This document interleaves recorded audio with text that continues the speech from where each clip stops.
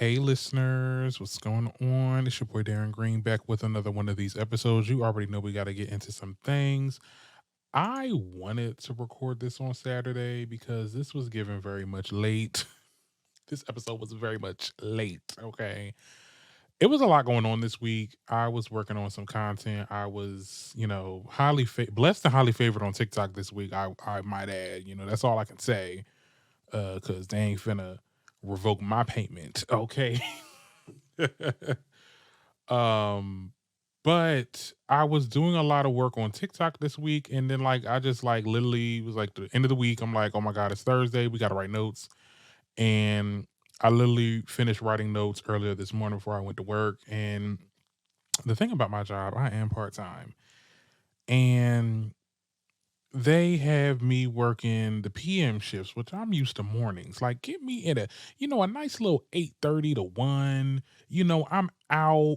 It's still daytime. I still can do what I need to do. I cannot stand coming in midday and then leaving out 5:30. Daylight savings is supposed to be happening sometimes.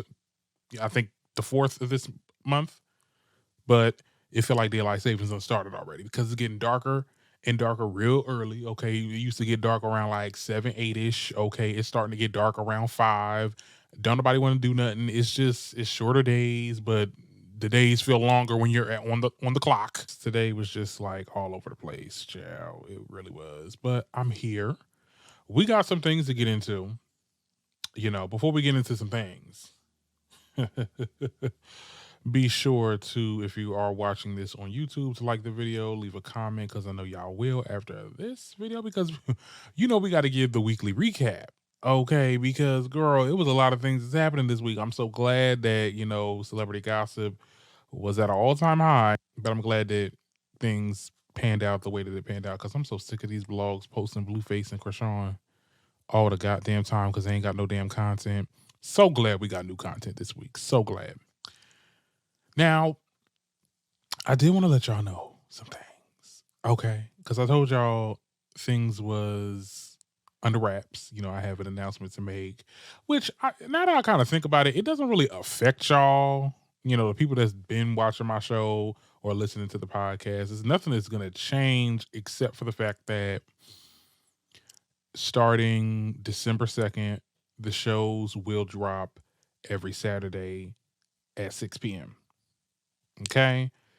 They're dropping every Saturday at 6 p.m. starting December 2nd because the show will appear live on a radio station. That's the big surprise. So it's an internet radio station, but they be playing music. They be playing real music. Okay. They got they license and clearance to play music. So it's an internet station, but it is a pretty well known one. It's known big. They're based in Atlanta. It's called We Are You Radio. Okay, so I'm gonna tell y'all, look it up. Okay, We Are You Radio. You can watch it or listen to it on iHeartRadio, or you can download their app, or go on their website, weareyouradio.com. I'll probably have this in the description. But yeah, we'll be having live shows Saturdays at 5. Of course, 5 after 5, it'll be 6, and that's when you'll be able to watch the show on demand. Like I said, nothing really changes here with us. Nothing. It's not like the show is going to get smaller. The shows will be smaller on the live. Like, I'll cut down the show because I have to, meet deadlines, and I can't go over the time because I'll have like a specific time slot that has to be at a certain time. But for the podcast, it's going to be the full, real, uncut, raw, whatever you want to call it. So it's nothing, like I said, nothing really is a change here. Just want to let y'all know that, your boy's going to be on radio. And I'm happy. I had to do some, we had to negotiate some things. We had to figure out what time slot I wanted, and how are we going to do this. And, I'm part of the staff and everything. I'm going to staff meetings. My first one is in December, which I'm really excited about. And, this is something that I can use for my resume, of course, that I'm on air talent of a station. So like I said, with the last episode, I said I had to curb my cursing, that's gonna be times 10. So when you hear me say ninjas instead of, or if I say biatches instead of, I have to censor myself now. That is the one thing that's the caveat. But I mean, I can get my point across without cursing. Okay, let's get into it. Now we do have a lot to get into. I don't want to keep you guys waiting no longer. Okay, we got to talk about this Saucy Santana and DJ Akademiks bullcrap child. Yeah, we got to talk about it. So, I mean, the story just keeps on developing. I mean, but we'll get into it. We also got to get into Lee versus these Atlanta restaurants, child. That was funny as hell, and I really had a kick out of that on TikTok. We'll talk about Meg Thee Stallion and her Cobra song, which I loved. Spoiler alert. Khia versus Sexyy Red, child. And then we will get into some mid topics as well. But pretty interesting week. I would say. I mean, it was pretty. It wasn't too much drama. Well, it was a lot of drama. I'm not gonna hold you, but nothing too crazy, right? Now, I want to start off by talking about this Saucy Santana and DJ Akademiks bull crap. Okay, now let me give y'all the details if y'all been living under a goddamn rock. Okay, so DJ Akademiks and Saucy Santana have been going back and forth earlier this week, and it all started when Ack started talking about the City Girls. He does his live stream and he does like commentary and stuff, and he has antics. Like he goes all the way in. He's usually drinking during his live stream, so that kind of gives him the little bit of liquid courage to say the most god awful things that he be saying. And basically that day he was talking about the City Girls. We all know that, I ain't gonna lie, Raw did flop. Now, one thing at the end of the day, he ain't lie about that. Okay, Raw did flop. Okay. But it's the way you say it. Okay. It's the way you act. It's the way you act. Okay. You were going in. I mean, he was going in, and at the end of the day, Saucy Santana was defending his friend. Okay. Young Miami. And he stepped into the conversation. Ack responded, basically calling him Botsy Boy this and Botsy Boy that, all that, speaking Jamaican and stuff like that. Child trying to bring Jamaica into this, like, oh, you couldn't talk to me if we was in Jamaica. I'm like, yeah, we in America though. So what that got to do with anything? But anyway, after Ack said that, Saucy Santana read him down, and I cannot play it again because I tried to play it when I was on TikTok. It got taken down. I'm not trying to get shadow banned on here. Y'all probably already seen the video of what Saucy Santana said. He read him down. Okay. Now, here's the thing, right? I want to say this. What I got from this situation is that Axe Kryptonite is Saucy Santana. Like, the way this man had so much energy for the girls, okay? And you get in tears. You're in tears. Look at this. Look at this. You're in shambles right now because you can't say what you want to say. Over Saucy Santana? I find that so hilarious to me. And also with this whole thing, using someone's sexuality as an insult, I'm not going to tell y'all that it's wrong and, try to enforce PC culture or anything like that. I don't give a goddamn no more. Okay. At the end of the day, you just look dumb. You're not offending nobody. You're not hurting somebody. Like, you could have hurt somebody's feelings back in the day with that. Calling somebody a Botsy Boy, child. We've been called so many Botsy Boys, so many cigarette butts, so many punks and all this other. Y'all have, the thing about it is though, I gotta tell y'all straight men this, because we ain't talking about women here because y'all know, we do real things. To the straight man, y'all gotta come up with something else, because we've been called this shit our entire lives, especially if you were black and gay, child, because Because let's be very clear, okay? You've been called something before by somebody multiple times, okay? Y'all gonna have to go a little bit more in. Y'all gonna have to find something else to call us to try to hurt us because you not insulting nobody because of their sexuality in 2023. It ain't an insult. The men that are fixated about this type of conversation, talking about somebody's sexuality, usually are themselves or battling their demons. And I hate to say that, but it just is what it is. At the end of the day, yeah, y'all going back and forth, this, that, and the third. He offering you to fight. Okay, and that's what that is. Saucy Santana's offering you to fight. And you're running for the hills. You over here talk about his sexuality, okay? And he told you to meet you outside. You still inside. I'm not going to your house. Because that was another thing that he said. He said, oh, you got to meet me at the headquarters. You got to meet me at the headquarters. Ain't nobody going to your damn headquarters. Like I said in my TikToks, we know that your ass lives in Jersey and I live in Jersey. Okay. At the end of the day, we cannot carry, but we have the right to literally murk somebody if they come into our houses. If we got a registered gun, of course, So that sounds like a setup. That sounds like some type of no. You meet me halfway. Okay, he been said come to Miami because that's where he be at. Like, come on now, you can't talk all this rah rah and then not. Just, come on. We ain't going to your headquarters. We ain't going to your dungeon. That's what it is. Ain't no damn headquarters. It's a damn dungeon, a basement in your mama basement, child. Now, here's my thing. Because there's still more to this topic, child. WACK 100 done got involved recently, and we'll get into that later. But I still got some more things to say. I think what had happened was with this situation, I think he expected the general public to be on his side. Let's really get into that because you pissed too many people off, DJ Akademiks. You pissed too many people off, child, for them to give about your plight. Okay? Your involvement with the Meg Thee Stallion slander, you laughing at Young Miami when she was pregnant getting shot up in her car. I mean, we can even say years ago when you covered gang-related conflicts in Chicago, exploiting the situations for clout. And we remember when Vic Mensa was about to whoop your ass on Everyday Struggle. Like, we don't care about anything that you got going on. Like, the people are not on your side with this. Now, there are some people that's on your side with this. People trying to sit there and say because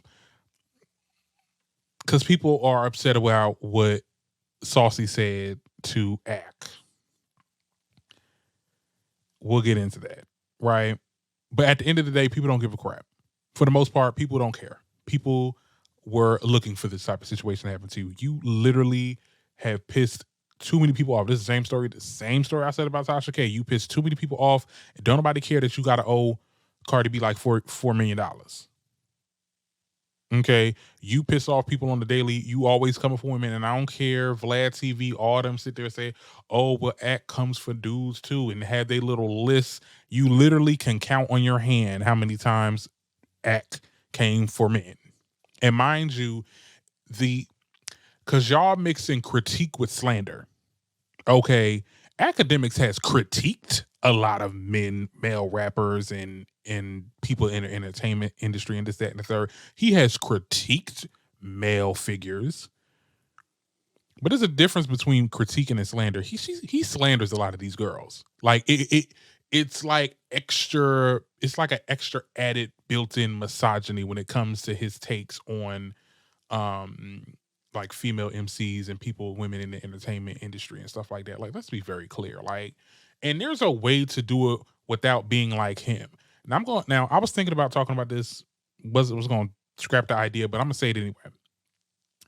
Like a good example of a male podcaster or commentator that critiques women's content as well. Like, I think Joe Budden. Now, I know y'all about to get me in the comments. Y'all really about, but he said this about Cardi B, this, that, and the third. He was very critical about Cardi B and how he felt about this damn bongo song. I don't think it had anything to do with misogyny. Okay. I think that, and fine if y'all find anything in the comments to tell me if he did say something that was a little misogynist. And you can't really say back in the day, because back in the day, you know, people was immature back in the day, but I'm just saying now, like he's very neutral when it comes to, and I wouldn't even say neutral, but it's more of a critique than slander. DJ Akademiks slander these girls. Like the way he acted with the whole Meg Thee Stallion situation, I mean, just basically saying that the girl's a liar, that the girl, I mean, just playing on to the narrative that she was just this thought that was just doing to do with everybody and mess with her best friend person that she was like. It was a whole lot of thing. You over here laughing that young Miami got shot up when she was pregnant. Like there's things that sometimes you go a little bit too far. Okay. And people are just holding you accountable. Now, let's talk about what Saucy Santana said. Do I think that it was glorifying grape or glorifying assault? I think that was very interesting to see people on social media basically sit there and say, oh my goodness, gay people can get away with anything. They can literally talk about rape and it's no vitriol. Like, I need y'all to understand, like, ninjas been telling each other to suck they peens since '09. And you mad that a gay dude is returning that same energy? Mike Tyson been was telling dudes that he gon' I mean that. We got video footage. We have video footage, but it's a problem. It's cool when they do it. It's a problem when I do it. Okay.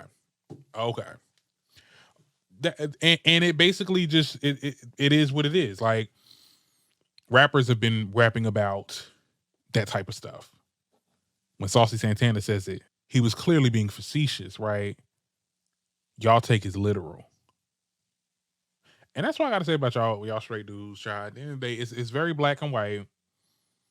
Because that's how the world looks at us. Like, you know, at the end of the day, you said this, you know, you probably mean it, you probably want to do a child. I'm pretty sure I bet anybody any amount of money. Saucy Santana would never do that. Would never want to do that. Never thought about doing that. It was literally just a dig.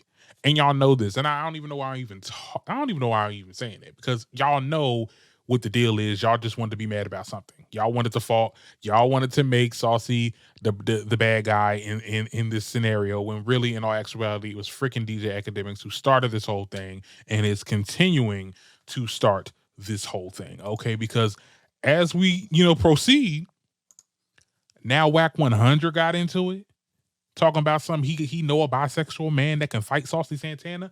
And this is why I don't understand about y'all straight dudes. Why? What? First of all, we all men here at the end of the day. Why are you getting some other dude? And we got the dude's information, right? I'm gonna put his picture up in a little bit. Sorry to the audio listeners, but like, y'all can't fight your own battles when it comes to us. Like, what is this? I mean, like, I know we're in PC culture, but at the end of the day, like, Saucy, he know if y'all fight, however the outcome is however the outcome is. Like, we ain't nobody gonna scream hate crime. Y'all both consented to fighting.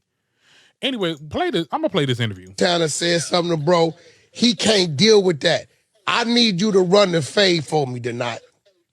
Cause he gay, and you know, if we say something, we gonna get in trouble. Tonight, you openly gay. Can you run that fade? First of all, I'm bisexual. Nigga, I run that shit. Hell yeah. Hey, tell that nigga to take them nails off and put some boxing gloves and don't get no blood on me, nigga. That's all. So you listen. Tag dude. Yeah. They're not gonna run the fade. That's it. Bet. Yo, Saucy, no more coming at act. 007. They're not. My nigga from Clubhouse, he running the fade. They're not. Let them know what your tag is in case they want to look you up. I bet it's at DONAT007. Holla at your boy. We ain't do this shit, bro. We ain't giving him no more clout than he already needs, child. Now, actually, we are a little bit. This the dude. This is definitely the dude. And it's given very much, you know, I don't have a label. I'm fluid. It's given very much straight male validation. You want to fight Saucy Santana so unprovoked because WACK 100 told you to do so? Okay, child. It's and I'm not saying whether we need to sit together this, that, and the third. At the end of the day, do what you need to do. This was definitely a I mean, this was a clout booster because we never knew who this man was. He has a YouTube page, pretty successful one as well. But yeah, he wants to fight Saucy Santana now. Like, you fighting other people's battles now? Like, that's what y'all gotta do, child. Run Saucy his fade. You know what I think it is, and it's not because of that. It's clearly not because of that. Because however the outcome is, if these two were to ever fight, right? Hypothetically, if Saucy loses, right? I don't think there's gonna be like, oh my goodness, oh hate crime, because at the end of the day, Saucy consented to fighting this dude. Okay, and at the end of the day, y'all can't fight your own battles. You want somebody else to fight Saucy because you scared of losing. Because if you lose, that's like the kiss of death. Okay, a straight man losing to a gay man, a femme gay man. But we see videos like this all the time. You know, we got the same genes. We got the same, you know, this, that, and the third. Why are you sending other people? And I seen one of his comments. I had to comment on it. Let me see if my comments are here. Coward. Let me tell you what he said. This DJ Akademiks, by the way. He said, yeah, he mad I got someone on his flavor to squaddle with him. Unwritten rule, a straight man and a other should never fight unless they sleeping together. Shout out to WACK 100. Child, y'all be meat riding off each other. And WACK 100, somebody said that's your boyfriend.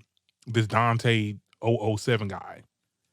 Because you over here, I'm hearing you was over here mad because you couldn't be with Blueface. What, child, that's what child, let me not get sued, child. Allegedly, okay? Now, WACK, why you bring yourself into this? I mean, you really are living up to your damn name, okay? You want to bring yourself into this. You want to get this Dante guy for clout or whatever, this, that, and the third. It's given very much like a cry for help. Because what was the point of bringing him into this? This was Saucy had to say, though. Akademiks done went and did a link up with WACK 100 and another powder puff girl sitting on the motherfucking couch, face full of motherfucking fear. And then you got WACK 100 calling another bisexual boy like he gonna do something to me. Bitch, who? Bitch, where? You done left one headquarters and went to another headquarters, but still ain't show up in Miami, and I'm not gonna see you no motherfucking where. So shut the fuck up.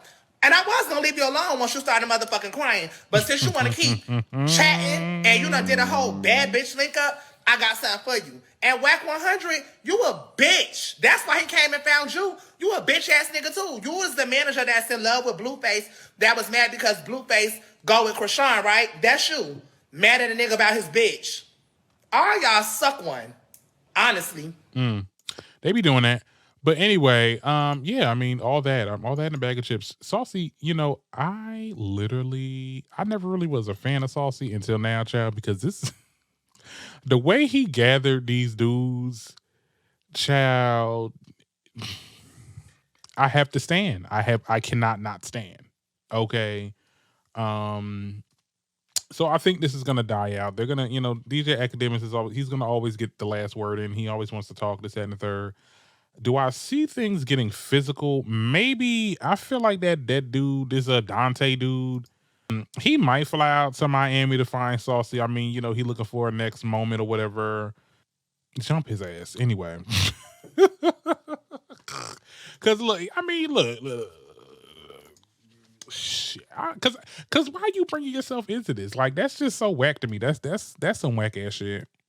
That is some whack ass shit, and I'm not gonna hold you. But anyway, let's move on because I'm off this topic, child. Tell me what y'all think about it in the comments. Now, if you're listening on Spotify, child, remember you can reply to podcasts. Okay, so let me know what y'all think. Anyway, I want to move on to this Keith Lee situation because this was another topic, child. This was another topic that I wanted to get into. And y'all are weird. Y'all. Well, I don't know.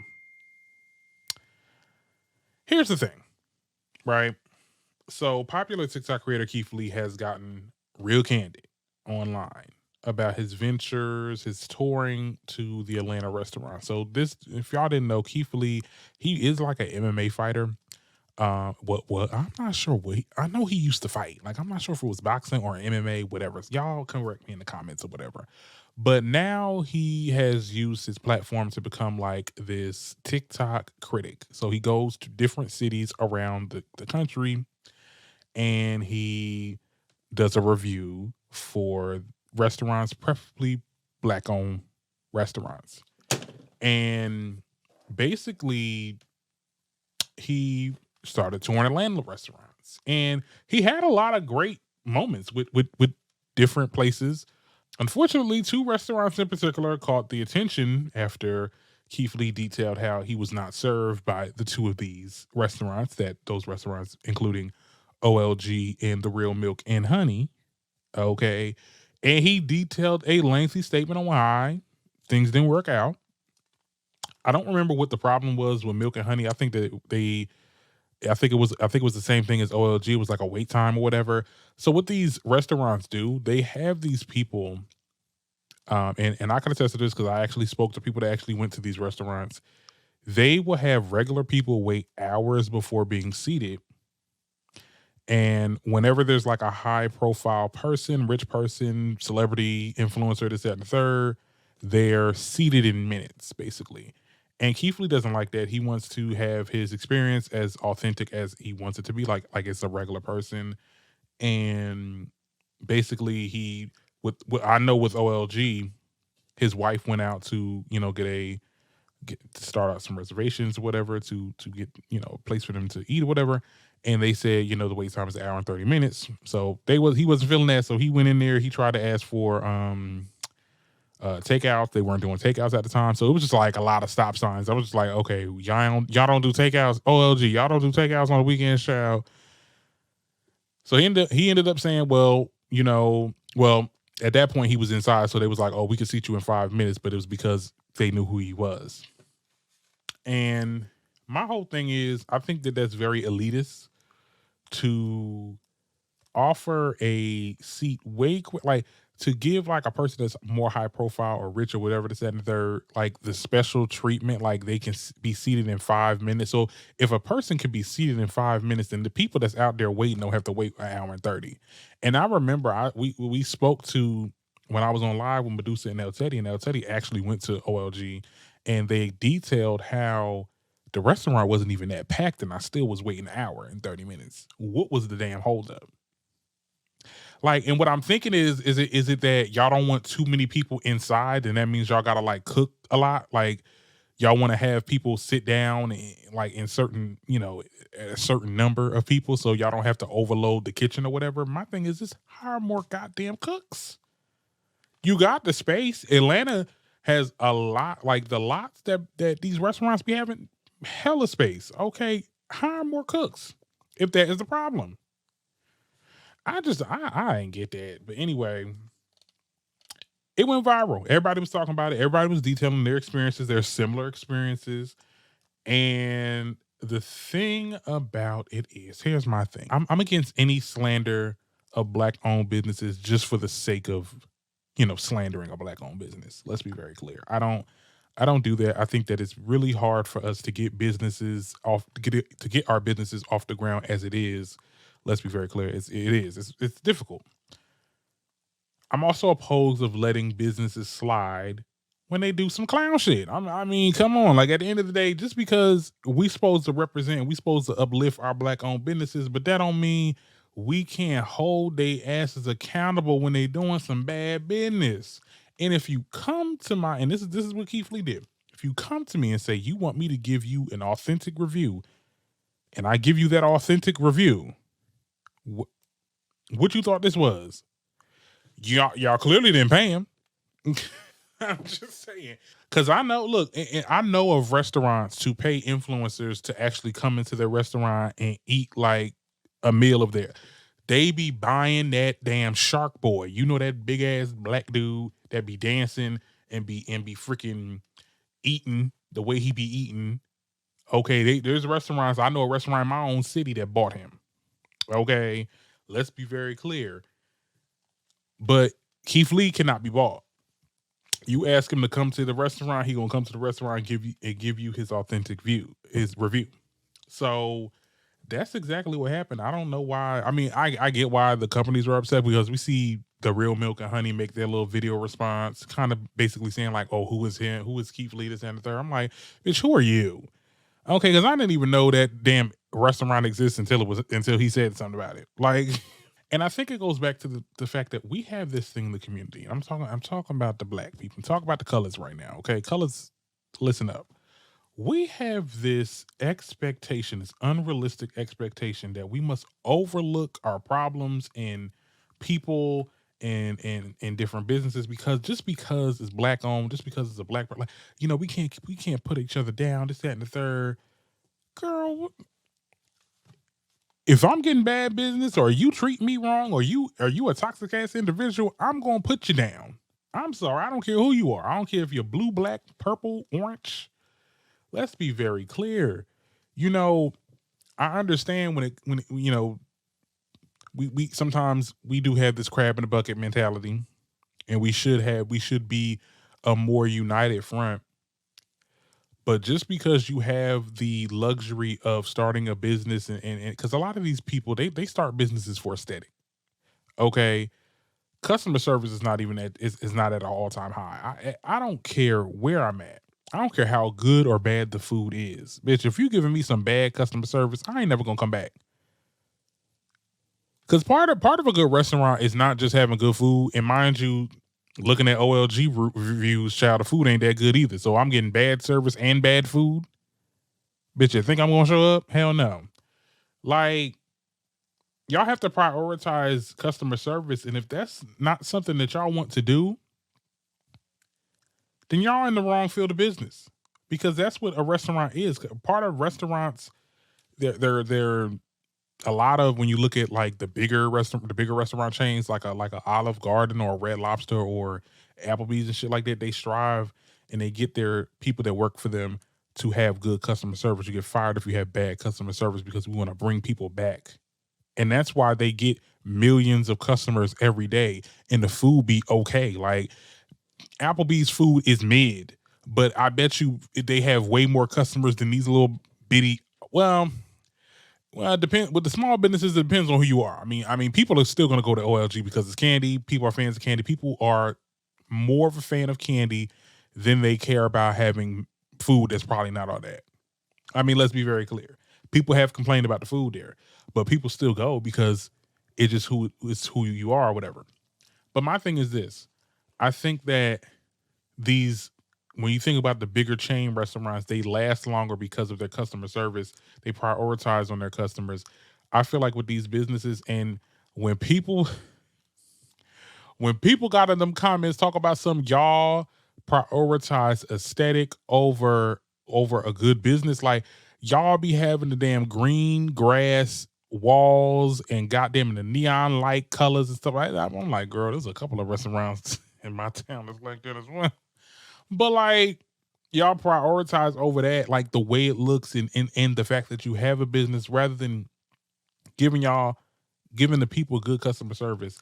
And I think that's just what it boils down to. I don't think that people should not tell the truth when it comes to just because it's a black owned business. I mean, unfortunately, this gets out and it reaches other people, and that's when it becomes like, oh, they shouldn't be in business at the third. Look, at the end of the day, because there were some people that were saying, oh, why don't he go to white restaurants and stuff like that? I'm pretty sure he toured a lot of restaurants. I'm pretty sure he went to white-owned restaurants. I'm pretty sure.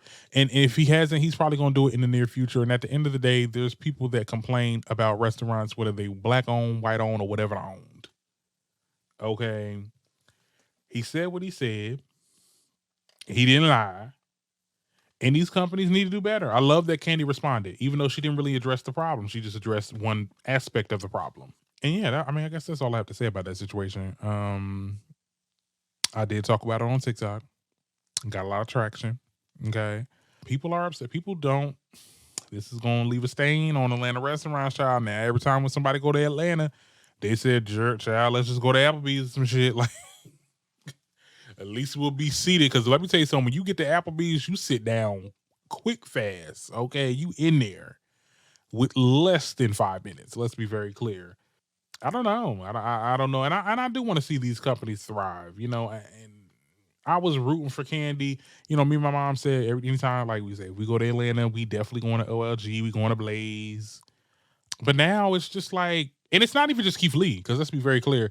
When you look at OLG, if you watch that damn spinoff show that they had, Candy and the Gang, like I was like, oh yeah, no, I would never, never, because the fact that them damn lights turned off when when all them customers was in there eating in the dark, and your lazy ass husband did not want to get no damn generator.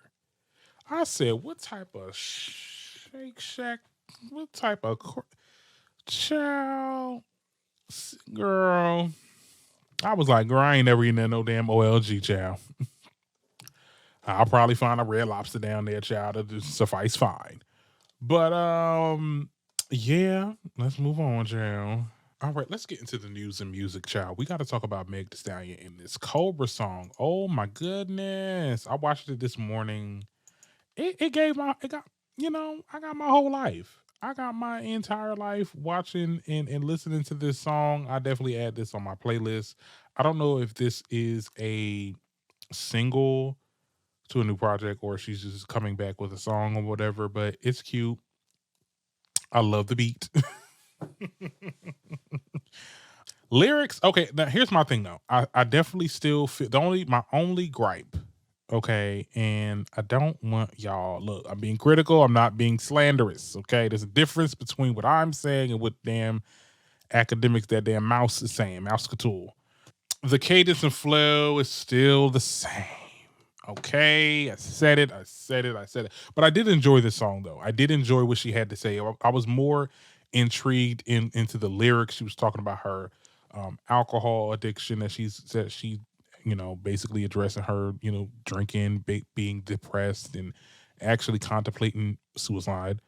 So this was definitely this kind of reminded me of Bad Bitches Have Bad Days Too from her Traumazine album, but this is like more commercialized and more like I liked it a little bit better. Like it was more of a triumphant type song. She played around with the snake imagery. Now, what I got from it was that, because there was a scene in there where she was like shedding her skin. I love that scene. And I think it kind of signifies like, I'm starting a new leaf and coming into myself and trying to get out of this depression that I got myself in. Because she's been through a lot. Let's be very clear. And this is why, even though I said that what I said earlier about the song, I still love it. And I think that she's been through a lot. And I think that, she don't really have the support. She doesn't have the support. She don't have her mom. She doesn't have her parents. We found out that Party was over here getting this peen whacked by some girl in her bed. In my bed? Oh, hell no. Okay. She was talking about like just a whole lot of other stuff, dealing with the situation with Papa Smurf. So I feel for her. I really do. And the fact that she didn't get the support that she got, the fact that she went through so much scrutiny. Like, imagine this situation happening to you. Like, imagine this traumatic experience. This near-death experience, actually. Near death. Nobody believes you. Everybody's calling you a hoe. And nobody is on your side. Nobody is advocating for you. You have nobody to support you. You don't have a family. I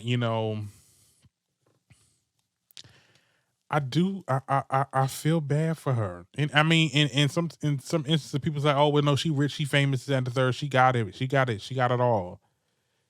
Yeah, but that stuff don't mean it that much, child. If you can't have, like, if you're not good. Like, and I feel like Megan is not good right now. Or maybe she found it and she's just expressing how she was. And this is basically why she's like shedding her skin, because she's coming into her now like, I don't give no more. I'm finding my peace on my own terms. I don't care what nobody got to say. I'm gonna live my life, this, that, and the third. So maybe that's what it meant. I'm hoping that's what it means. I'm only guessing. I don't know. But I just love to see her in more of an upbeat album project. You know, this could be like a introduction, but I do want to get back to Tina Snow. Okay. And other than that, I liked it. I liked it. I liked the video. I would definitely, I'm definitely watching that video right when I get done with this damn podcast, child. But yeah, that's some new music that I found out I did find interesting this week. Now we do gotta get into the whole Khia. Not Khia picking a fight with a Sexy Red. Child. Well, we gotta get into it. So I guess Khia and Sexy Red got into it because Khia actually went on a rant and dragged the girls, and including Sexy Red. Sexy Red, you know Sexy Red gonna respond. Called her old ass bitch or whatever the case is. And Khia commits to getting at that end. Okay. You know Khia like to read. You know Khia likes to read. Oop, child, that's a bad picture of Khia, girl. She read her down, and I don't know if I can play that video because Khia really called that girl an old backwood. Shit. Khia said a lot of things. Okay. And Sexy Red, they was going back and forth. I don't know. I think Khia won. But like at what cost? Like you still bitter. Like this is like you basically are saying, oh no, these girls didn't grow up on me. These girls grew up on Trina. These girls grew up on you too. You were the one that sit there and said my neck, my back, look my crack. Okay, let's be very clear. Like you was the pioneer of a lot of the well, let me not say a pioneer of a lot of the things, girl, because there was people before you. But I think this ghetto fabulous, which is not a problem to be ghetto fabulous. You know what I'm saying? I ain't judging. Or this hoochie ratchet type rap, like that was you. You know, that was you. You know, we didn't come to you for lyricism. Let's be very clear. You wasn't the lyricism girl. Let's be very clear, okay? We came to you because we want to shake our asses and be real hotastic, okay? Making up words like that. That's your generation, Khia. Like, Sexy Red is, I mean, y'all even look the same. Look at y'all with these damn glasses. I mean, y'all are akin.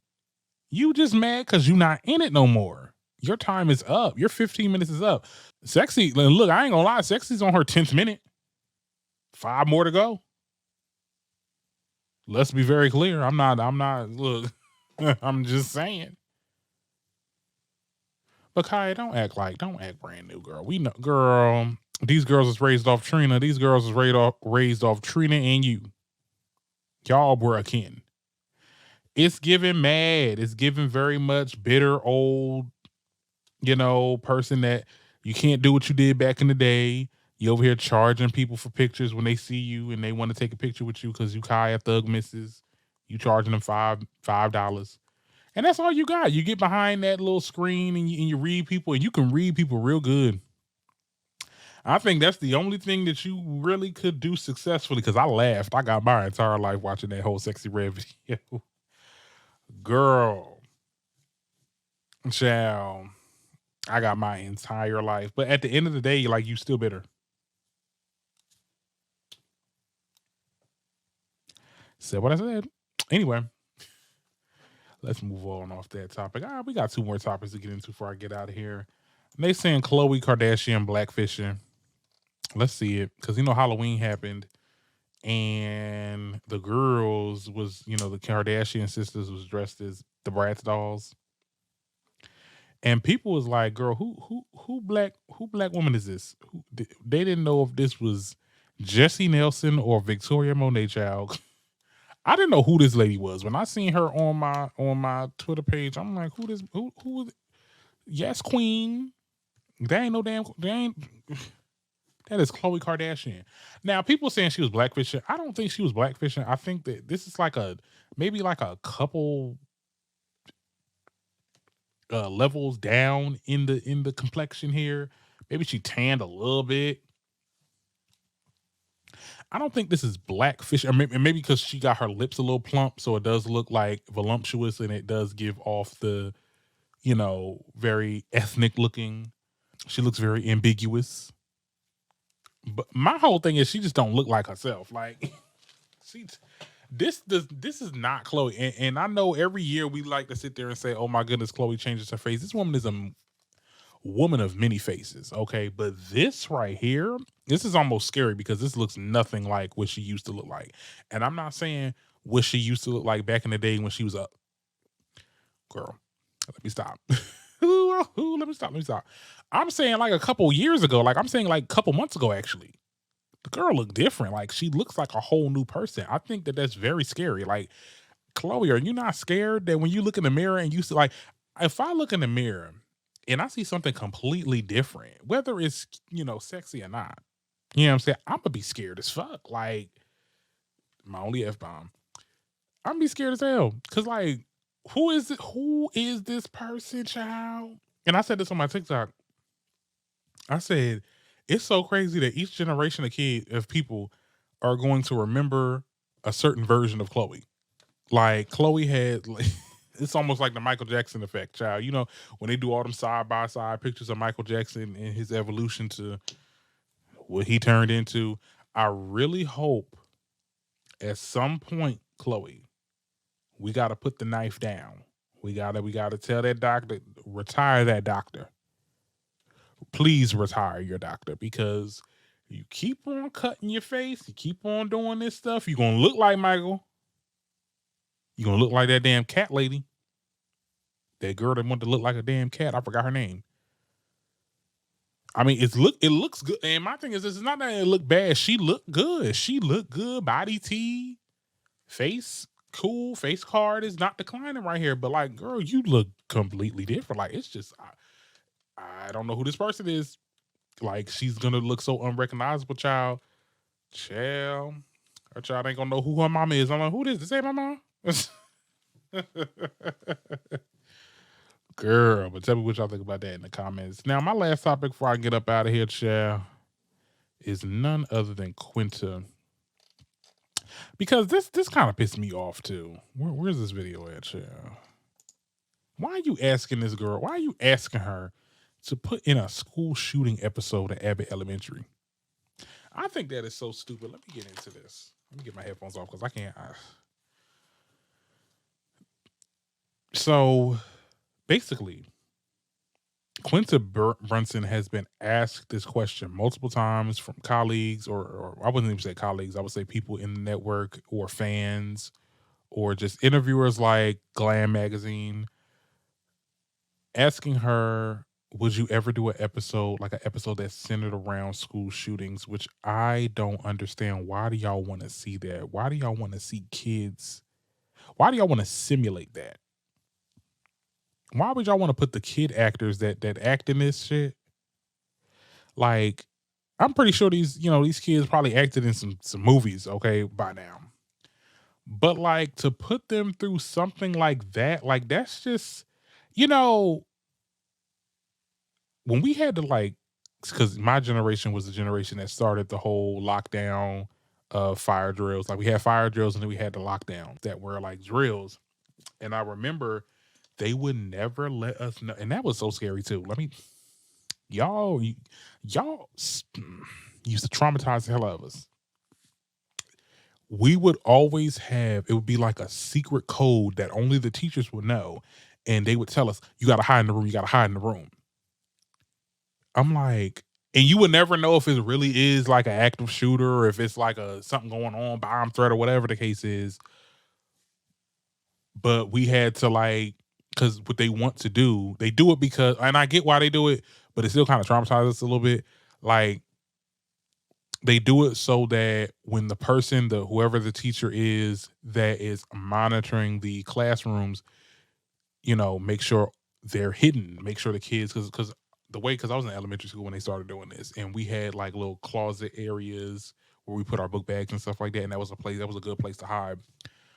They would actually have like staff look at the rooms to see if anybody can see anybody through the windows, the windows of the door.